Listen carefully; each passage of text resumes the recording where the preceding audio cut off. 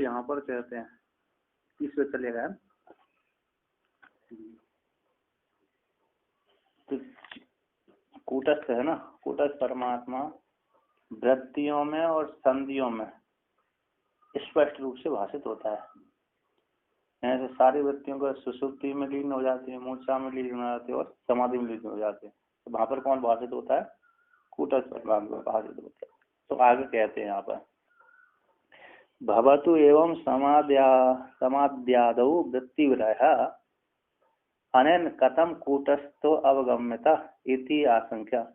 भवतु हो एवं इस प्रकार समाधि आदि में वृत्तियों का विलय हो जाए, ठीक है, कोई बात नहीं। अनेन इस वृत्ति के विलय हो जाने मात्र से कथम कैसे कूटस्थ परमात्मा की अवगति होती है, जाना जाता है। कूटस्थ परमात्मा कैसे जाना जाता है, इति आशंका को लेकर कहते हैं वृत्ति अभाव साक्षित्वेन असौ अवगम्यते इत्यादि। मतलब वृत्ति के अभाव को, वृत्ति अभाव का साक्षित्व रूप से कूटस्थ परमात्मा जाना जाता है।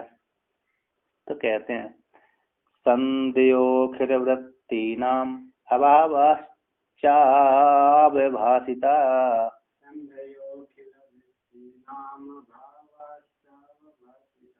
निर्विकारेण एनासौ कूटस्थ इति चोच्यते। कहते हैं संपूर्ण अखिल वृत्ति नाम संध्या और अखिल वृत्ति नाम अभावश्च, है ना। और संपूर्ण वृत्तियों का अभाव और संपूर्ण जितनी संधियां हैं, वृत्तियों की संधियां हैं, ऐसे वृत्तियों की संधियों में और अखिल वृत्तियों के अभाव में अव्यभाषितः कूटस्थ, उनके बीच में क्या हो जाता है? कूटस्थ भाषित होता है। बोलते निर्विकार रूप से, निर्विकार रूप से असौ कूटस्थ भाषित होता है उनके बीच में। इति उच्यते, इति च उच्यते कहा जाता है। इस प्रकार से अर्थात कितना जब हमारी वृत्ति नहीं बनेगी तो कौन भाषित होगा? कूटस्थ, अर्थात हमारा स्वरूप भाषित होगा। हमारा जो मुख्य स्वरूप है कूटस्थ परमात्मा है, हम जीव है नहीं है। अभी तो शरीर को लेकर के जीव संज्ञा बोल दी। जब हमने आत्मा का चिंतन करते करते हमारी सारी वृत्ति शांत हो गई, जब सारी वृत्ति शांत हो जाते हैं उस समय हमको अपना स्वरूप ही भाषित होता है। कोई वृत्ति नहीं बन रही तब हमारा स्वरूप ही वहां पर भाषित होता है। जैसे आप किसी को कमरे में बैठे हुए हैं, तो जब कमरे में बैठेंगे तो कोई बात करने वाला नहीं है, शांत बैठे हैं, तो शांत बैठे तो तब कैसा ज्ञान होता है कि मैं ही ब्रह्म हूँ, कोई दूसरा नहीं है। आदत मैं अकेला ही हूँ तो ब्रह्म हूँ, कोई दूसरा होता तो विचार करते। तो उसी प्रकार सारी वृत्तियों का जब विलय हो जाता, शांत हो जाती हैं, तब अपने आप को वहां पर कूटस्थ रूप से भाषित होता है। अर्थात ब्रह्म रूप से अपने आप की स्फूर्णता होती है। सारी वृत्तियों का अभाव और सारी वृत्तियों का साक्षी रूप से निर्विकार कूटस्थ ही परमात्मा भाषित होता है, जाना जाता है। तो कहते हैं वृत्ति संदेहो वृत्ति अभावश्च, वृत्तियों की संधि और वृत्ति का अभाव जिस चैतन्य के द्वारा अभाष्यन्ते भाषित होता है, भाषित होती हैं, सब है जो भाषित कर रहा है, जिस चैतन्य के द्वारा भाषित है, स कूटस्थ अवगंतव्य, वहां पर कूटस्थ ही जान लेना चाहिए। एवं च सत्य किम फलितम, इस प्रकार से प्राप्ति हो जाने पर क्या किस फल की प्राप्ति हुई? तो क्या किम फलितम, तो फल को कहते हैं क्या फल की प्राप्ति हुई? तो कहते हैं घटे द्विगुण चैतन्यम यथा बाह्ये तथांतरे,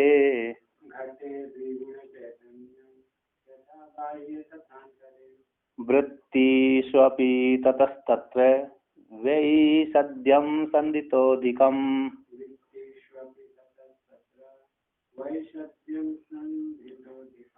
तो जैसे कहते यथा, जिस प्रकार से घट में, बाह्य घट में दो प्रकार का चैतन्य, द्विगुणम चैतन्य भाषित है, दो प्रकार से चैतन्य वहां पर भाषित बाह्य घट में होता है। एक सामान्य चेतन, एक विशेष चेतन, एक चिदाभास हो गया और एक निर्विकार कूटस्थ हो गया। तो जिस प्रकार से बाह्य घट में निर्विकार दो प्रकार का चेतन भाषित होता है, उसी प्रकार अंतर्वृत्तियों में भी दो प्रकार का चेतन भाषित होता है, ज्ञान प्राप्त होता है। तो कहते हैं उस तथा उसी प्रकार अंतर्वृत्तियों में भी तथा उसी प्रकार से द्विगुणम चैतन्यम भवति। तो प्रकार के चैतन्य होते हैं, एक चिदाभास हो गया, एक कूटस्थ परमात्मा हो गया। हम वृत्ति का साक्षी कौन हो गया?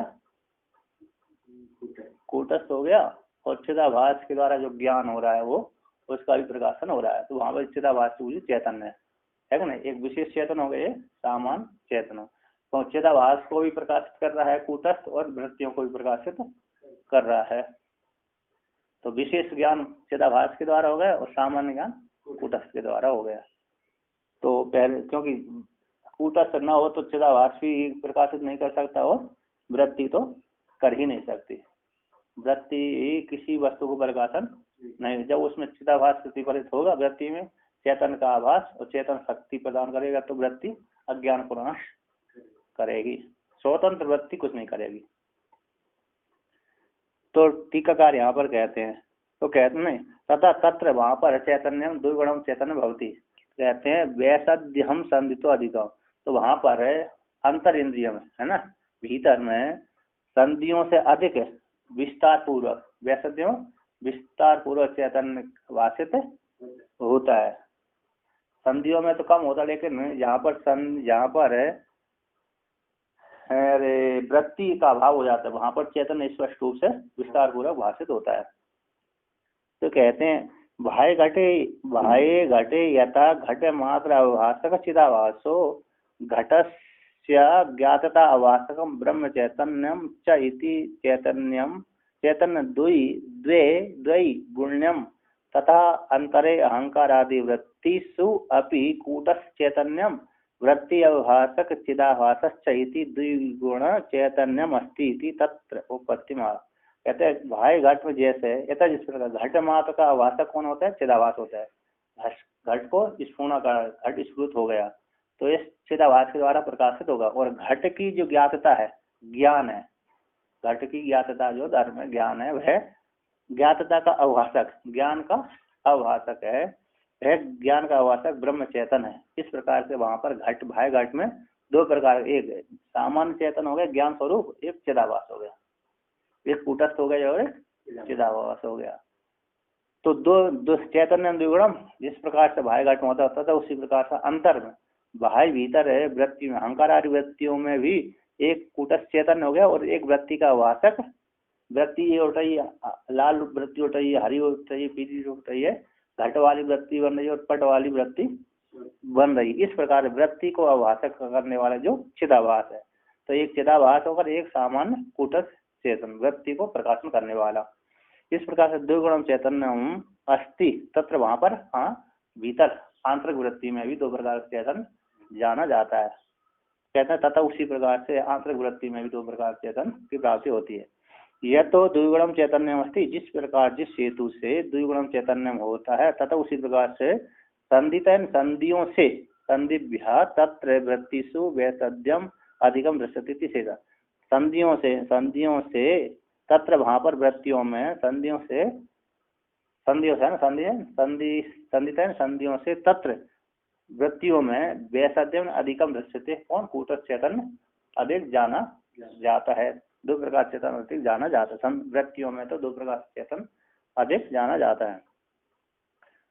तो कहते हैं आगे कहते हैं यहाँ पर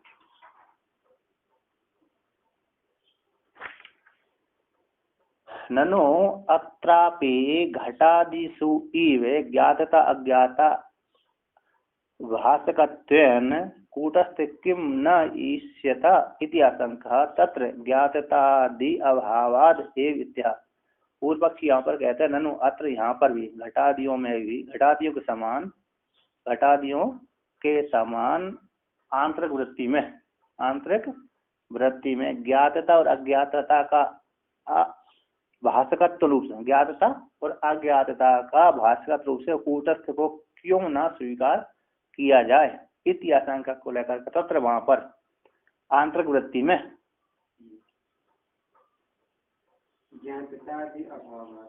है ना,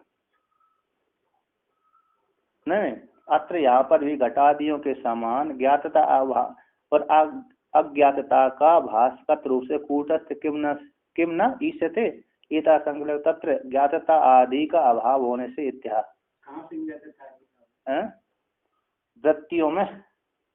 वृत्तियों में ज्ञातता का अभाव आदि होने से तो नन है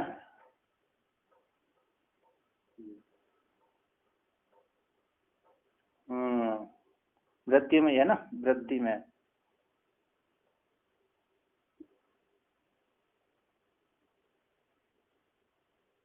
एक जैसे घटादि में कैसा हो, एक सामान्य चेतन एक विशेष चेतन, जैसे अत्र यहाँ पर भी घटादि के समान ज्ञातता और अज्ञातता, ज्ञातता और अज्ञातता का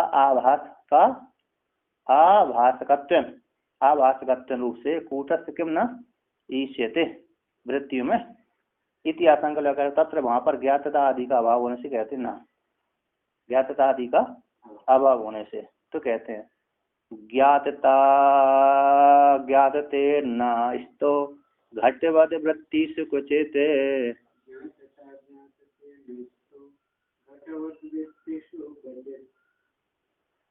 स्वस्य स्वेन गृहीतत्वात् ताभिश्च ज्ञाननाशनात्।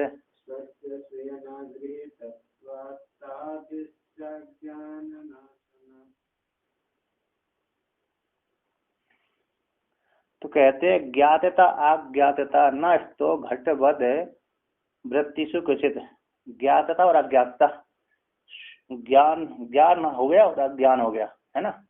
मैंने नहीं जाना ये अज्ञान हो गया और मैंने जान लिया। घट मयो ज्ञातम घटः मया ज्ञातम, घट मेरे द्वारा ज्ञात हो गए, जान लिया, और घटम हम न जानामि ये अज्ञान होगा। ऐसी ज्ञान और अज्ञान दोनों घट के समान वृत्तियों में कहीं पर भी नहीं होता। कहते स्वस्य स्वयं अगृहीतत्वात्, स्वयं का स्वयं के द्वारा गृहीत न होने से ताभी उन वृत्तियों के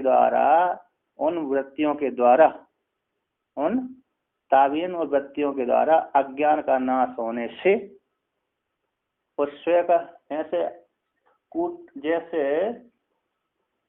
है ना, यहाँ पर बोले जैसे नन हो अत्र यहाँ पर भी है ना, घटादि समान ज्ञाता ज्ञाता का आभास कूटस्थ रूप से क्यों न स्वीकार किया इतिहास तत्व वृत्ति में ज्ञातता आदि का भाव होने से। तो स्व के द्वारा अकूटस्थ कूटस्थ के द्वारा कैसे गृहित करेगा, और चिदा और वृत्ति विवृत्ति के द्वारा कैसे गृहित करेगी। तो स्व का स्व जैसे एक अंगुली है, एक अंगुली एक कर्म बन जाएगी एक कर्ता बन जाएगी, ऐसा नहीं होता। स्व के द्वारा स्व का गृहित नहीं होता। चक्षु इंद्रिय अपनी चक्षु इंद्रिय का ज्ञान कर ले और स्वयं भी कर्म बन जाए, ये नहीं होता। तो वो स्व का स्व के द्वारा गृहित न होने से, और ताभी और उन वृत्तियों के द्वारा अज्ञान का नाश, उन वृत्तियों में चिदाभास पड़ा, चेतन के द्वारा प्रकाशन हुआ तो अज्ञान का नाश करती है ना। और स्वतंत्र उनमें जब चेतन आदि की स्फूर्ता नहीं होगी तो अज्ञान का नाश ही नहीं करती। तो कहते हैं ज्ञान टीकाकार यहाँ पर कहते हैं चिदाभास युक्त होकर के ही वृत्तियों के द्वारा अज्ञान की नाश होता है। चिदाभास से युक्त होकर के वृत्तियों के द्वारा अज्ञान की नाश ही नहीं होता, क्योंकि उसमें वृत्तियों के ऊपर चिदाभास नहीं पड़ा, तो पर वो क्या होगा, उसमें अज्ञान का नाश भी नहीं करेंगे। बोलते ज्ञान अज्ञान व्याप्तिभ्याम ज्ञातता अज्ञातता भवता, ज्ञान और अज्ञान व्याप्तियों के द्वारा ही ज्ञातता अज्ञातता होती है। जहां जहां पर वृत्ति गई चिदाभास से युक्त होकर के, वहां पर क्या हो गया, ज्ञातता आ गई, और जहां पर चिदाभास से युक्त होकर वृत्ति नहीं गई अज्ञातता हो गई, नहीं जाना गया है ना। अर्थात अरे सुन लिया, किसी ने कहा घट तुमने देखा है, तो नहीं देखा, तो अज्ञान के द्वारा हो गए। वहां पर घट के साथ चिदाभास के साथ वृत्ति भी नहीं गई और देखा नहीं था, तो अज्ञान हो गया, और देख लिया ज्ञान हो गया।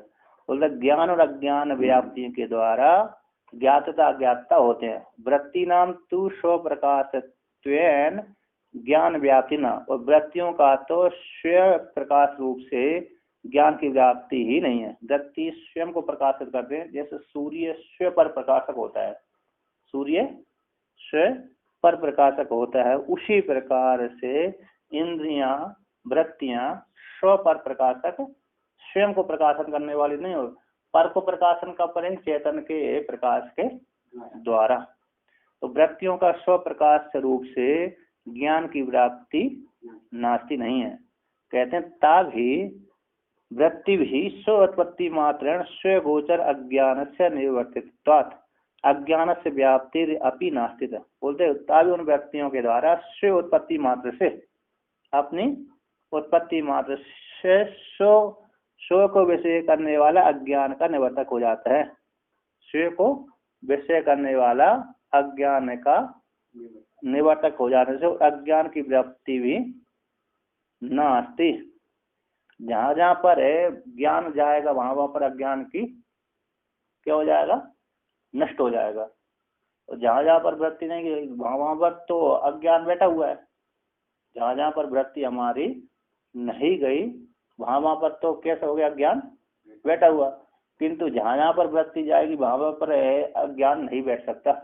जहां जहां पर यत्र यत्र प्रकाशम भवति तत्र तत्र अंधेरा नष्टति, नष्टो भवति, क्या कहना, यत्र यत्र प्रकाशम भवति, जहां जहां पर प्रकाश होता है वहां पर अंधेरा क्या हो जाएगा, नष्ट हो जाएगा।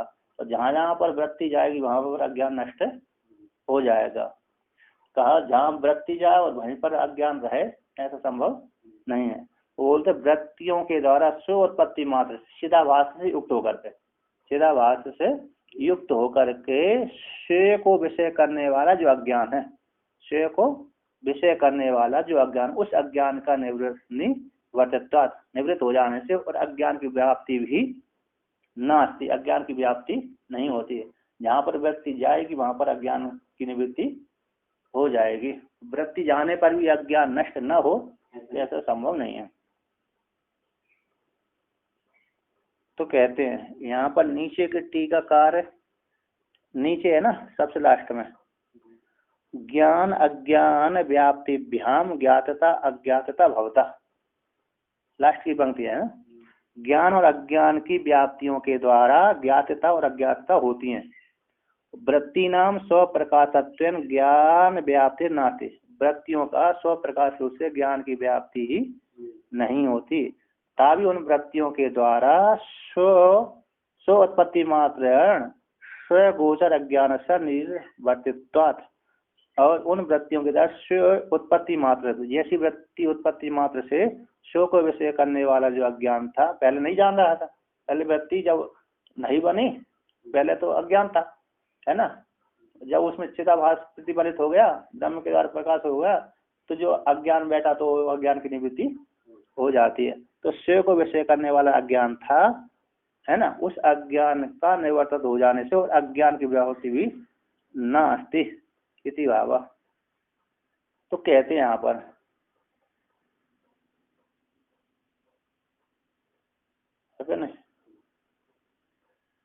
यानी वृत्ति का प्रकाशन करें चिदाभास से युक्त होकर के ही अज्ञान की निवृत्ति करेंगे। यदि चिदाभास से युक्त होकर वृत्ति नहीं गई तो अज्ञान का नाश नहीं कर सकती। जहाँ पर प्रकाश से नहीं है वहां पर है अंधेरा की निवृत्ति नहीं हो, जहाँ प्रकाश होगा वहीं पर अंधेरा की निवृत्ति होगी। तो कहते हैं ननु कूटस्थ चिदाभासर उभय अपि चित्ते समान एकस्य कूटस्थत्वम् अपरस्य अकूटस्थत्वम् इति एतत् कुतः इति आशंक्य चिदाभास निष्ठयोर जन्मनाशयोर अनुभूयमानत्वात् अस्य कूटस्थत्वम् अपरस्य विकारत्वे प्रमाण अभावात् कूटस्थत्वम् इत्यह। पूर्व पक्षी यहाँ पर कहते हैं कूटस्थ और चिदाभास दोनों का उभय रूप से, दोनों में भी चित्त समान होने पर भी, चैतन्यत्व की समानता हो जाने पर भी एक को तो कूटस्थ कह दिया और दूसरे को अकूटस्थ कह दिया। इति एतत् किस प्रकार से ऐसी प्राप्ति हो रही है, इति आशंका को लेकर कहते हैं चिदाभास निष्ठ, चिदाभास निष्ठ और जन्म नाश, चिदाभास में रहने वाले जन्म नाश दोनों की प्राप्ति का अनुभूयमानत्वात्, चिदाभास का जन्म होता है और चिदाभास का नाश होता है। इस प्रकार से अनुभूयमान होने से अस्य इस चिदाभास को अकूटस्थ कह दिया, और जिसका जन्म नाश नहीं होता उसको कह दिया कूटस्थ कह दिया। तो अपरस्य दूसरे का कूटस्थ का जिसका जन्म नाश नहीं होता, ऐसी विकारित्व में प्रमाण का अभाव होने से, विकारित्व में प्रमाण का अभाव होने से कूटस्थों की निर्विशेष आत्मा को क्या बोल दिया, कूटस्थ कह दिया। इत्याह कहते हैं। कहते हैं द्विगुणीकृत चैतन्य चैतन्य जन्मनाशानुभूतितः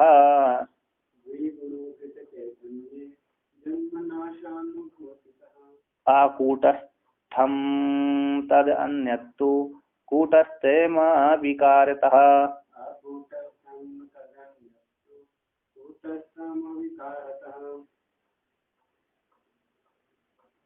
तो कहते हैं द्विगुणीकृत चैतन्य, द्विगुणी बना ली है चैतन्य, दो गुण वाले जो चैतन्य वृत्ति, दो गुण, एक चिदाभास चैतन्य और एक कूटस्थ चैतन्य, ऐसे द्विगुणीकृत जो चैतन्य है और दोनों चैतन्यों में, दोनों चैतन्यों में से एक जो चैतन्य है, एक जो दोनों चैतन्य की प्राप्ति हो जाने, दो गुण वाले जो दो आगुणी गुणीकृतम है ना, अगुणम गुणीकृतम चैतन्य, जो गुण नहीं था उसमें गुण बना दिया। नीलम नीलम करोति, जो नीला नहीं उसको नीला बना लिया, चुई करता हो जाए। तो ऐसे जो गुणी नहीं है, ऐसे द्विगुण चैतन्य, द्विगुण को बनाने वाले जो चैतन्य, ऐसे दो गुण वाले जो चैतन्य, दो चैतन्य की प्राप्ति हो जाने पर एक, उन दोनों में से एक जो चैतन्य है, एक चैतन्य का, चिदाभास रूप चैतन्य का जन्मनाश अनुभूति, जन्मनाश का अनुभव होने से चिदाभास रूप चैतन्य कैसा है, आकूटस्थम, कैसा है वो, आकूटस्थ है, आतत कूटस्थ वो नहीं है। और आप जो चिदाभास से भिन्न तू कूटस्थम है और अविकारिता, उसके जन्मनाश न होने से वो कैसा है, विकार रहित है। तो कहते हैं, आगे कहते हैं यहाँ पर, चिदाभास व्यतिरिक्त कूटस्थ अभ्युपगम स्व कपोल कल्पितः इति आशंक्यः आचार्यैर कूटस्थस्य उपपादितत्वात् न मा एवं इत्याह। बोलते चिदाभास से व्यतिरिक्त कूटस्थ का जो स्वीकार किया गया है वह स्व कपोल कल्पित होने के कारण स्व कपोल कल्पना है। इति आशंका लेकर कहते हैं नहीं, ऐसी बात नहीं है। आचार्य के द्वारा, भगवान भाष्यकार के द्वारा कूटस्थ का भी उपपादित होने से आप ऐसा नहीं कह रहे कि हमारे द्वारा ही कपोल कल्पन है। अर्थात कूटस्थ सेवन चिदाभास कैसे है, मिथ्या है, ऐसे हम अपने मन से नहीं कह रहे। तो कहते हैं अंतःकरण तद वृत्ति साक्षित्यादावनेकधा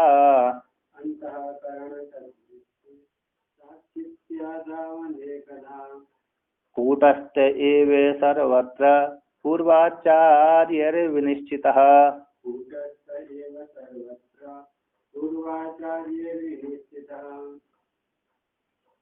तो कहते हैं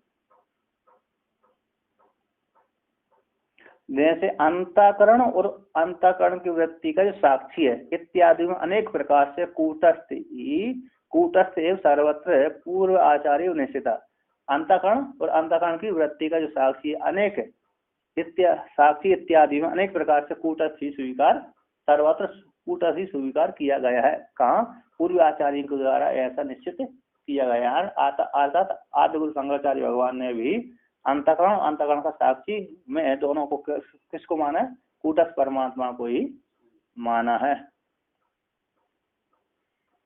तो भगवान भाष्यकार का श्लोक देते हैं, वाक्वृत्ति का 11वां श्लोक है। तो कहते हैं अंतःकरण तद वृत्ति साक्षी चैतन्य विग्रह आनंद रूप सत्य सन किम न आत्मान प्रपद्यते इत्यादौ इत्यर्थ। ये लघु वाक्वृत्ति की श्लोक है, 11वां श्लोक है। बोलते अंतःकरण और अंतःकरण की जो वृत्ति है उन वृत्ति का जो साक्षी चैतन्य विग्रह है वहां पर, अंतःकरण होगा एक, और अंतःकरण की वृत्तियों का जो साक्षी चेतन रूप से स्वीकार कर, वो चेतन वगैरह कौन है? आनंद स्वरूप है, सत्य स्वरूप होता हुआ किम उस सत्य स्वरूप आत्मा आनम प्रापद्यते, क्या उस आत्मा को तुम नहीं जानते, है कि नहीं? किम न आत्मानम प्रापद्यते, आता क्या उस आत्मा का ज्ञान आपको नहीं होता क्या? अपने स्वरूप का ज्ञान क्या वहां पर नहीं होता? अंतःकरण और अंतःकरण में जो वृत्ति है, उन वृत्तियों को साक्षी चेतन वगैरह है, वो आनंद स्वरूप है, सत्य स्वरूप है, सत्य स्वरूप होता हुआ किस वो अपने स्वरूप को क्या कोई नहीं जानता? किम न प्रपद्यते, क्या नहीं जानते, क्या नहीं जाना जाता? अतः वहां पर अंतःकरण वृत्तियों का साक्षी स्वरूप अपने आत्मा का ज्ञान होता है। मैं वृत्तियों को जान रहा हूँ, ये मेरी वृत्ति उठ रही है, इस प्रकार वृत्ति उठ रही है, यहाँ पर अपने स्वरूप का ही बोध, आनंद स्वरूप आत्मा का ही बोध होता है। मैं सुखी हूँ, मैं दुखी इत्यादि में जो किसका अपने स्वरूप का ही बोध वहां पर होता है। तो आगे कहते हैं यहाँ पर, अब आगे दूसरा उपदेश शास्त्री का उदाहरण देते हैं। बोलता कूटस्थ अतिरिक्त चिदाभासोपि तैर वर्णित इत्या, कूटस्थ से अतिरिक्त चिदाभास भी उन आचार्यों के द्वारा वर्णन किया गया इत्या। कहाँ पर किया है? उपदेश शास्त्री में किया गया है। उपदेश शास्त्री के 18वें प्रकरण का 43वां श्लोक है। तो कहते हैं आत्मा भासाश्रयश्चैवं मुखाभासः श्रेयः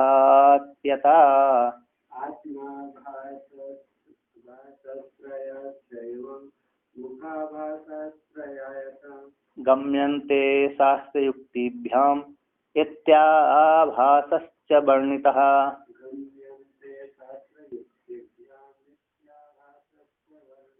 तो कहते हैं आत्मा आभास आश्रय चैवम, ऐसा श्लोक है वहां पर, है ना? किसी ने कहते हैं हाँ, आत्मा भाषा से ऐसा था, है ना? आत्मा भाषा यश्चैवम ऐसा लिखा है, उसमें गलती। बोलता आत्मा भाषा श्रेयश्चैवम, ऐसा श्लोक है। और ये श्लोक तो नीचे की पंक्ति में गम्यन्ते शास्त्रयुक्तिभ्याम, इसके पश्चात पंक्ति है दूसरी भ्याम इति आभास असत्वम एव च, ये वहां का श्लोक है। लास्ट की पंक्ति वहां का उपदेश शास्त्र में ऐसी पंक्ति आई है, और यहाँ पर इन्होंने क्या दिया? इति आभास वर्णिता, इन्होंने इतना आगे आभास का वर्णन किया। वहां पर जो आभास वर्णन किया वो कैसा? असत्व, आभास असत्वम एव च, ऐसा वहां पर वर्णन किया है। बोलता आत्मा आवास आश्रयश्चैवम, आत्मा हो गया आत्मा च आवास और आश्रय इति आत्मा आवास आश्रय। जैसे आत्मा एक होगी, आवास दूसरा होगा, तो आश्रय तीसरा, अधिष्ठान तीन हो गए। तो जिस प्रकार से तीन अलग अलग प्रत्यक्ष देखे जाते हैं, उदाहरण के द्वारा दिखलाते हैं। तो मुखाभाषा आश्रय तथा, जैसे मुख हो गए, मुखम च आवासच्च आश्रय मुखाभास आश्रय इति द्वंद्व समास हो गया। तो जैसे मुख हो गया हमारा, बिंब हो गया, मुख रूप जो बिंब हो गया, और मुख का प्रतिबिंब हो गया, और दर्पण हो गया। तो यहाँ पर तीन प्रत्यक्ष जैसे देख रहे हैं, उसी प्रकार आत्मा हो गया कूटस्थ, और कूटस्थ का जो आवास हो चिदाभास हो गया, अंतःकरण का सब आश्रय हो गया, तीन हो गए।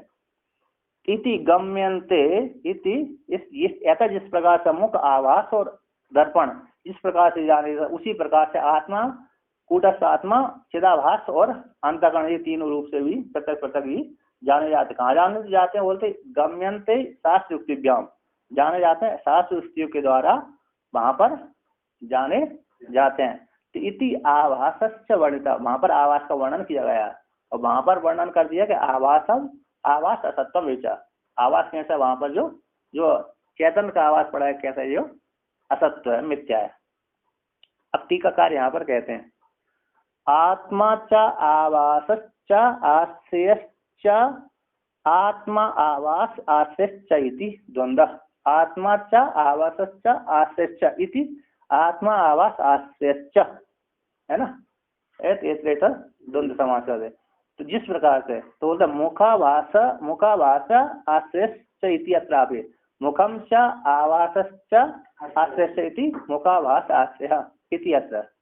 यहाँ पर भी इसी प्रकार इतरेतर द्वंद्व समास हो गया। तो कहते मुखम प्रसिद्धम आवास, मुखम एंड प्रसिद्धम और आवास मुख्य प्रतिबिंब और आश्रय दर्पण आदि इति त्रयम यथा। जिस प्रकार से प्रत्यक्ष मुख हो गया, मुख का प्रतिबिंब हो गया और दर्पण हो गया, इति इस प्रकार से तीनों प्रत्यक्ष रूप से जाने जाते हैं। एवं इस प्रकार से आत्मा भी, आत्मा हो गए कूटस्थ और आवास हो गया चिदाभास और आश्रय हो गया अंतःकरण आदि। इसी तरह यहाँ पे भी तीनों शास्त्र वृत्तियों के द्वारा जाने जाते हैं। तो अत्र क्या आवास शब्द है ना, अत्र यहाँ पर जो आवास शब्द है कूटस्थ अतिरिक्त चिदाभासो वर्णित इति भावा। तो यहाँ आवास शब्द के द्वारा कूटस्थ से अतिरिक्त चिदाभास रूप से वर्णन किया गया है। तो कहते हैं और कूटस्थ को कहाँ पर वर्णन किया गया है, बोलते मनसा साक्षी बुद्धे साक्षी इति इसमें बुद्धि का जो साक्षी परमात्मा कूटस्थ परमात्मा का प्रतिपादन करने वाला ही शास्त्र है। मन का साक्षी और बुद्धि के साक्षी, इस यहाँ पर जो बुद्धि का साक्षी रूप से मन के साक्षी रूप से कूटस्थ परमात्मा का प्रतिपादन किया गया है। और चिदाभास का कैसे कहते हैं, रूपम प्रतिरूपो बहुआ, वहाँ का बृहद्रवण उपनिषद के हैं। तो यहाँ पर चिदाभास का प्रतिपादन करने वाला ये शास्त्र है। और विकारित्व आदि रूपा युक्ति पूर्वम एवं उक्तम इति भावा। और विकारित्व अविकारित्व, चिदाभास होने से विकारित्व और अविकारी कौन है, कूटस्थ है। तो विकारित्व और अविकारित्व आदि जो युक्ति है वो पूर्व ही वर्णन कर दी गई है। तो कहते हैं अत्र चिदाभास सम आक्षेपति, तत्र वहां पर चिदाभास का आक्षेप करते हैं। तो कौन आक्षेप करते हैं, बोलते हैं अवच्छिन्नवादी अवच्छिन्न भ्रांति कार्य के मत के अनुयायी लोग क्या करते हैं, आवास में आक्षेप लगाते हैं। कहते हैं बुद्धि से अवच्छिन्न चेतन ही लोकांतर में गमन कर सकता है, तो चिदाभास मानने की जरूरत नहीं है। तीन वाद हैं, चार वाद हैं ना, एक प्रतिबिंबवाद है, एक आवासवाद है, एक अवच्छिन्नवाद है, एक दृष्टि सृष्टिवाद है, एक जीववाद है, उसी को दृष्टि सृष्टिवाद कहते हैं। और एक उपहित रूप से चार वर्णन किया, एक उपहित रूप से तीन वाद प्रदान है, आवासवाद, प्रतिबिंबवाद और अवच्छिन्नवाद। आवासवाद हो गया पंचदशिकार का और प्रतिबिंबवाद हो गया विवरणकार का और अवच्छिन्नवाद हो गया भ्रांतिकार का। ये मत है। तो आवासवाद किनका हो गया, आवासवाद पंचदशिकार भाष्यकार को मानते हैं। किसको, पंचदशिकार भाष्यकार कौन हो गए, सूर्य प्रसादाचार्य भगवान। और विवरणकार जो है पंचपादिकाकार पद्मपादाचार्य भगवान मत है। और ये भ्रांतिकार का ये स्वतंत्र मत है। तो तीन मतलब श्रुतियों को उदाहरण देते हैं। तो कहते हैं यहाँ पर, तो कहते हैं जैसे बुद्धि है, बुद्धि में अवच्छिन्न जो आकाश है, बुद्धि में अवच्छिन्न जो चेतन है वो ही गमनकारी बुद्धि से युक्त होकर गमन करता है। चिदाभास को मानने की जरूरत नहीं है। जहाँ जहाँ बुद्धि जाएगी कर्म के अनुसार, वो वहां पर जैसे कर्म होगी उसी प्रकार बुद्धि जाती रहेगी, वहीं पर चेतन की प्रतिफलित चेतन उससे अवच्छिन्न हो जाएगा, क्योंकि चेतन व्यापक है। तो जैसे स्वर्ग में बुद्धि जाएगी कर्म के अनुसार, तो वहीं पर चेतन की अभिव्यक्ति हो जाती है। जैसे यहाँ पर उदाहरण देते हैं, कैसे, जैसे घट में गया हुआ आकाश, घट के ले जाने पर घटाकाश चला जाता है कि नहीं, उसी प्रकार बुद्धि से अवच्छिन्न चेतन भी चला जाएगा। चिदाभास को मानने की जरूरत नहीं है। जैसे बोलते विशेषण के धर्म विशेष में आरोप हो जाते हैं, ऐसे जड़त्व धर्म है, संसारित धर्म है, जैसे बुद्धि में है उसी प्रकार वो चेतन में भी आरोप हो जाते हैं। तो चेतन को भी क्या हो जाएगा, संसारित कह दिए जाते हैं। जब बुद्धि नष्ट हो जाएगी तो क्या हो जाएगी, चेतन मुक्त हो जाएगा। तो संसारी धर्म जो विशेषण के धर्म विशेष में आरोपित होते हैं, है ना। विशेषण के धर्म किस में हो जाते हैं, विशेष में मान लिए जाते हैं। उसी प्रकार बुद्धि के धर्मों को चेतन में आरोप हो जाने से चैतन्य परमात्मा कूटस्थ को क्या कह देते हैं, संसारित कह देते हैं, संसारित कर्ता और भोक्ता कह देते हैं। जब बुद्धि नष्ट हो गई अथवा ज्ञान हो गया बुद्धि के माध्यम से, बुद्धि रूप उपाधि को नष्ट कर दिया, चेतन कूटस्थ जो परमात्मा कैसा हो जाएगा, मुक्त। मुक्त तो पहले से और मुक्ति भी हो जाएगा। तो चिदाभास मानने की जरूरत बीच में नहीं है। तो यहाँ पर कहते हैं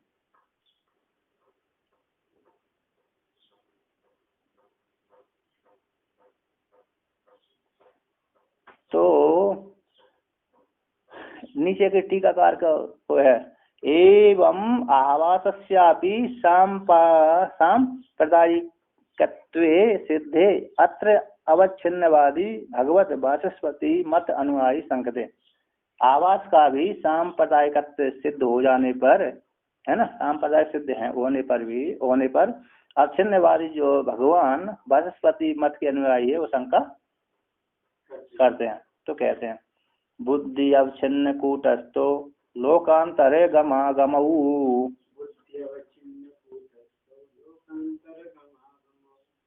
कर्तुम सक्तो घटाकाश इव भासेन किं वदा। कहते हैं बुद्धि से अवच्छिन्न कूटस्थ ही लोकांतर में गमन आगमन करने में समर्थ हो जाता है। जैसे घट में गया हुआ आकाश घट के ले जाने पर आकाश भी चला जाता है, तो घट के ले जाने पर घटाकाश, घट के अंदर गया हुआ आकाश चला जाता है। उसी प्रकार बुद्धि से अवच्छिन्न जो चेतन है वह भी कूटस्थ रूप चेतन है, वो भी लोकांतर में चला जाता है। तो बीच में चिदाभास को मानने की जरूरत क्या है कि नहीं? तो कहते हैं टीकाकार यहाँ पर कहते हैं स्वस्मिन् कल्प्यमानायाः बुद्धिः अवच्छिन्न कूटस्थ एवं घट द्वारा घटाकाशी बुद्धि द्वारा लोकांतरे गमनागमने कर्तुम शक्नोति अतः चिदाभास कल्पनायाम गौरवम इति भावा। मतलब स्वयं में कल्प्यमाना स्वरूप अधिष्ठान में कल्पित जो बुद्धि के द्वारा अपने में स्वयं अपने में है ना, अधिष्ठान रूप का परमात्मा कल्पित जो कल्प्यमान बुद्धि के द्वारा अवच्छिन्न जो कूटस्थ है, बुद्धि की कल्पना कहाँ हुई है? वो भी अधिष्ठान में हुई है। अधिष्ठान के बिना बुद्धि की कल्पना नहीं हो सकती। तो स्व अधिष्ठान में कल्प्यमान बुद्धि है, उस बुद्धि के द्वारा अवच्छिन्न कूटस्थ ही बुद्धि के द्वारा, बुद्धि से अवच्छिन्न जो कूटस्थ ही, कूटस्थ में ही घट के द्वारा जैसे घटाकाश जाता है, घट के द्वारा घटाकाश चला जाता है, उसी प्रकार बुद्धि से अवच्छिन्न कूटस्थ बुद्धि के द्वारा लोकांतर में गमनागमन करने में समर्थ हो जाता है। अतः इसलिए चिदाभास की कल्पना करने में गौरव है, उसको मानने की जरूरत नहीं है। तो यहाँ पर कहते हैं, यहाँ पर उदाहरण देते हैं, यहाँ पर क्या कहते हैं वो उदाहरण देते हैं, या नीचे के टीकाकार कहते हैं नाचा लोकांतर गमनादिकम केवल बुद्धि अवच्छेद मात्रेण बिना चिदाभासम न स्यात् इति सांप्रतम। बोलते हैं लोकांतर गमनादिकम, लोकांतर में गमनादिकम है केवल बुद्धि से अवच्छेद मात्र से, है केवल बुद्धि से अवच्छेद मात्र के बिना चिदाभास में नहीं होता है ना।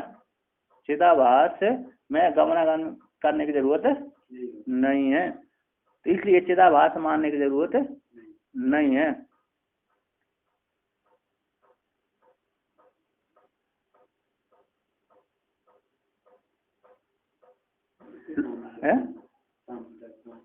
हाँ मतलब लोकांतर में गमनादिकम केवल बुद्धि से अवच्छेद मात्र के बिना चिदाभास में नहीं होता है।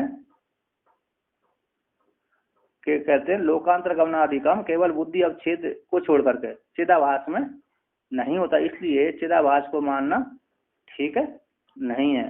तो कहते हैं उक्त आपत्ति, ऐसी जो आपत्ति हो रही चिदाभास को न मानने की आपत्ति हो रही है, उसी उक्त आपत्ति से प्रतिबिंब बाद में भी ततः किंचित न्यून आभासवाद में भी तुल्यत होने से, जैसे चिदाभास में आ रहा उसी प्रकार है प्रतिबिंबाद में भी आ रहा है, दोनों में तुल्य होने से यदि उपाधि द्वारा तत् संभव है तो तभी अस्मिन पक्ष में भी तस्य आदंड आहतत्वात् अभिप्राय।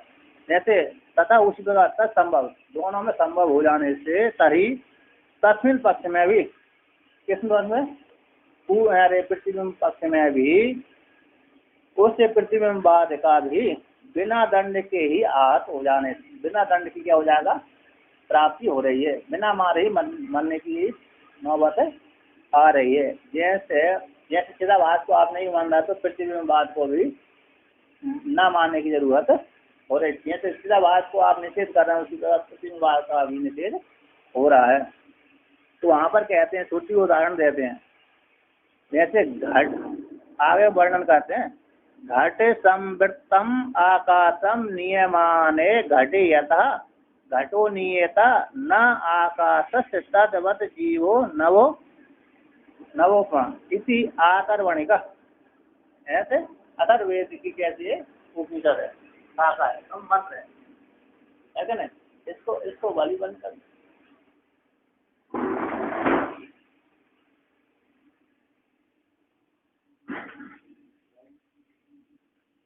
तो कहते हैं जैसे घट से समृद्ध आकाश नियम आने घटे, कहता घट के ले जाने पर घट समृद्ध आकाश चला जाता है क्या नहीं?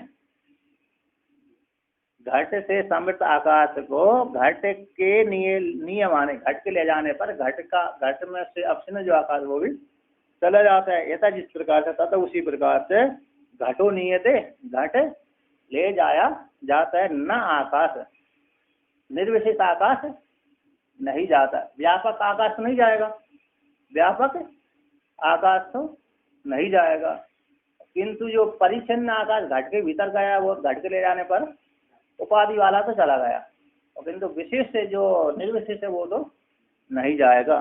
तो घटो नहीं थे न आकाश है, आकाश नहीं जाता। तद्वत जीव भी नव उपमा, आकाश की उपमा से आकाश के समान व्यापक हैं, आकाश उपमा वाले हैं। जैसे आकाश व्यापक है उसी प्रकार से जीव भी कैसे है? व्यापक है। तो घट जाता है, घट से अवच्छिन्न वाला ही चिदाभास जाएगा, घट से अवच्छिन्न वाला, जैसे अंतकण अवच्छिन्न वाला ही जाएगा। अर्थात व्यापक आकाश, जैसे अंतकण गया, जैसे अंतकण गया, कहाँ गया? यहाँ से दूसरे लोक में गया। तो व्यापक ब्रह्म में वहीं जहाँ जहाँ अंतकण जाएगा वहाँ पर चैतन्य की अभिव्यक्ति हो जाएगी। जैसे यहाँ पर बोलते हैं घटो नियते, घट जाता है, ले जाने के योग्य है, जाना चाहिए, घट को जाना चाहिए, घट जाता है। न आकाश, आकाश नहीं जाता। तो जिस प्रकार घट जाता है आकाश नहीं जाता, तद्वत उसी प्रकार जीव भी आकाश के समान व्यापक है, तो जीव नहीं जाता, अंतकरण जाता है। तो इस प्रकार से यहाँ पर वर्णन किया। तो जैसे अंतकरण जहाँ पर से जाएगा, कहाँ जाएगा? स्वर्ग में जाएगा। तो स्वर्ग में जाते ही वहाँ पर व्यापक आकाश के द्वारा, व्यापक है ब्रह्म के द्वारा, अंतकरण उपाधि है ही है, तो वहाँ पर उससे अंतकरण जैसे ही वहाँ पर गया तो वहाँ पर चेतन की अभिव्यक्ति हो जाए, तो अंतकरण अवश्य चेतन वाला हो जाएगा। उपाधि के द्वारा हो गया, उपाधि जैसे निवृत्त कर दी ज्ञान के द्वारा, तो जो अंतकरण उपाधि नष्ट हुई तो चेतन रूप व्यापक जो ब्रह्म था वो व्यापक ही हो जाएगा। इस प्रकार से यहाँ पर वर्णन करते हैं, है नहीं? है आगे का? अच्छा ठीक है।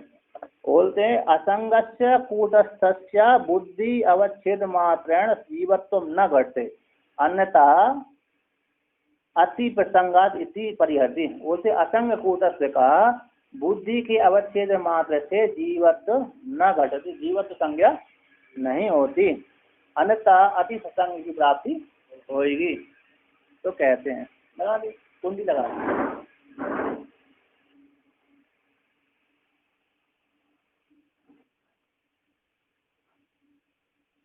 तो यहाँ पर कहते हैं तृणवा संग परिच्छेद मात्रा जीवो भवेन्न ही,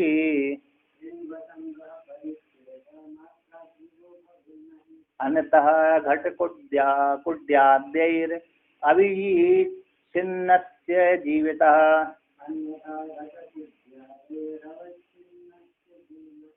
कहते हैं शृणु असंग परमात्मा कूटस्थ, असंग हुई है पुरुष, श्रुति कहती है असंग हुई है पुरुष, पुरुष असंग है। तो कहते हैं असंग जो परमात्मा, कूटस्थ परमात्मा असंग है, ऐसे असंग परमात्मा परिच्छेद मात्र से जीव संज्ञा उसकी नहीं होती, क्योंकि तो कूटस्थ परमात्मा तो यहाँ भी अविच्छेद है, यहाँ भी गया वहां भी गया वहां भी गया, तो इसमें भी क्या हो जाएगा, जीव संज्ञा हो जाएगी। बोलते अन्यथा ऐसे यदि अविच्छेद मानस है, अवच्छेद मात्र से यदि जीव संज्ञा मानेंगे तो घट कोद्यादियों के द्वारा अवच्छिन्न परमात्मा की भी जीव संज्ञा हो जाएगी। जैसे इसमें अवच्छिन्न हुआ, इससे टकराया, अवच्छिन्न मान इससे युक्त घट से युक्त हो गया, तो उसमें भी क्या हो जाएगी, उसको जीव संज्ञा हो जाने से। दीवार से टकराया परमात्मा, तो दीवार से टकराने से युक्त हो जाने से, अवच्छिन्न हो जाने से, संबंध हो जाने से क्या हो जाएगी, दीवार भी क्या हो जाएगी, जीव संज्ञा उसकी हो जाएगी। तो आगे कहते हैं बुद्धि कुड्यो स्वच्छाभ्याम वैषम्यम संगते।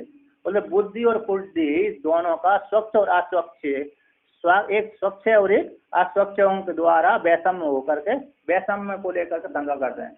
कुड्डी तो कैसी है, दीवार तो कैसी है, स्वच्छ नहीं है, और किंतु बुद्धि कैसी है, स्वच्छ होती है, इसलिए वहां पर संभव हो सकता है जीव संज्ञा। ऐसे ही पूर्व पक्षी कहता है।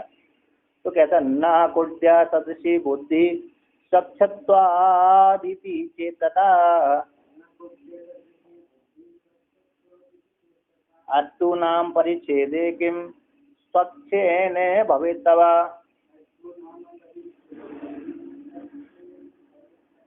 कहते हैं कुड्डी सदृशी बुद्धि नहीं है स्वच्छ होने से चेत, यदि पूर्व पक्षी कहता है कुड्डी सदृशी, कुड्डी दीवार जैसी बुद्धि नहीं है, क्योंकि दीवार तो खरदरी होती है, मोटी है, उसमें प्रतिबिंब नहीं पड़ता, किंतु बुद्धि तो कैसी आती, स्वच्छ होने से उसमें प्रतिबिंब पड़ जाता है, उसमें अवच्छेद हो जाता है, इसलिए उसमें जीव संज्ञा हो जाएगी। चेत ऐसा कहते हैं। तो अस्तु हो स्वच्छ होने से, तो मतलब परिच्छेद में है, इसमें स्वच्छता को लेने देने से क्या होता है, परिच्छेद जैसे बुद्धि से परिच्छेद होगा कूटस्थ परमात्मा के, वहां पर जीव संज्ञा हुई है, उसी प्रकार यहाँ पर भी तो दीवार से भी परिच्छेद परमात्मा होगा, तो यहाँ भी होना चाहिए, है कि नहीं। बोलते हैं स्वच्छ हो, ठीक है, उस स्वच्छ से कोई लेन देन नहीं, परिच्छेद में इसमें स्वच्छता से लेन देन नहीं है, परिच्छेद में स्वच्छता से कोई लेन देन नहीं होगा, कोई विशेषता नहीं होगी, परिच्छेद मात्र में स्वच्छता से कोई विशेषता नहीं आएगी। कहते हैं उक्त स्वच्छत्व को परिच्छेद प्रयोजकत्व, उक्त जो स्वच्छत्व कहा गया है वह परिच्छेद का प्रयोजक नहीं है। तो कहते हैं आगे कहते हैं उक्त अर्थ को दृष्टांत पूर्वक स्पष्ट करके कहते हैं प्रस्थेन दारुजन्येन कांसजन्येन बानहि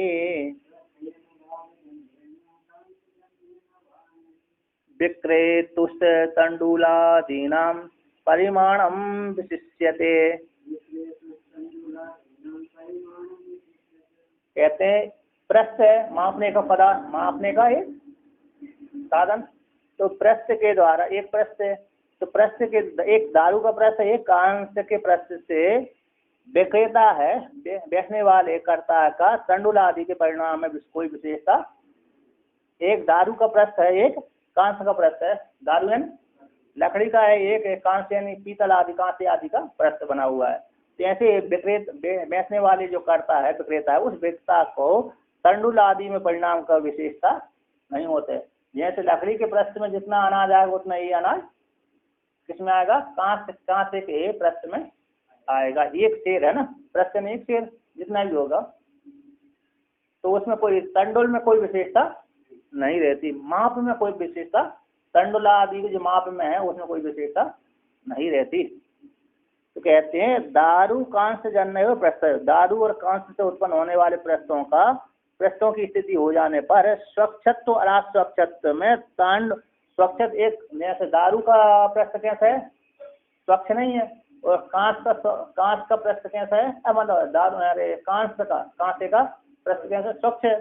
तो उसमें स्वच्छ अस्वच्छत्व में तंडुल परिणाम में न्यूनाधिक भाव नहीं घटते, न्यूनाधिक भाव में हेतु न भवता। तो तंडुल के परिणाम में कोई न्यूनता और अधिकता, वह लकड़ी का स्वच्छ नहीं है, इसलिए उसमें कम आएगा, और कांसे का प्रस्थ है उसमें स्वच्छ एक, उसमें ज्यादा चावल आएंगे, ऐसी उसमें कोई विशेषता नहीं होती, आदत परिणाम में दोनों समान ही है। तो कहते हैं ठीक, पूर्व पक्ष सिद्धांत पूर्व पक्षी कहता है यहाँ पर, बोलते कांस प्रस्थे तंडुल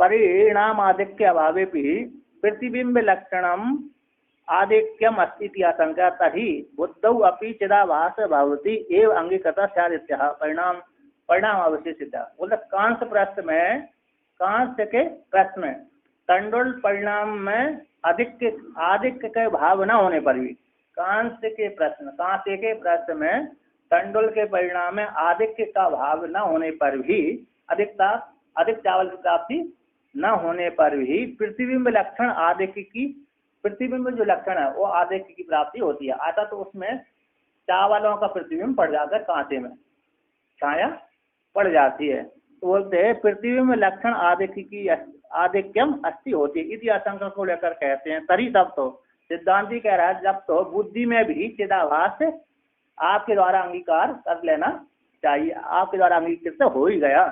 जैसे आप कहते हैं बुद्धि में भी, जब आपने कांसे में क्या स्वीकार कर लिया, प्रतिबिंब स्वीकार कर लिया, जैसे उसी प्रकार आप बुद्धि में भी चिदाभास स्वीकार आपके द्वारा हो ही गया। उसी प्रकार बुद्धि में भी चिदाभास भी आपके द्वारा ही अंगीकार कर लिया गया। हम तो अंगीकार करते ही हैं, किंतु आपने भी अंगीकार कर लिया। तो कहते हैं परिणाम विशेषेपि प्रतिबिंबो विशिष्यते कांसे यदि तथा बुद्धा वाप्याभासो भवेद्बलात्।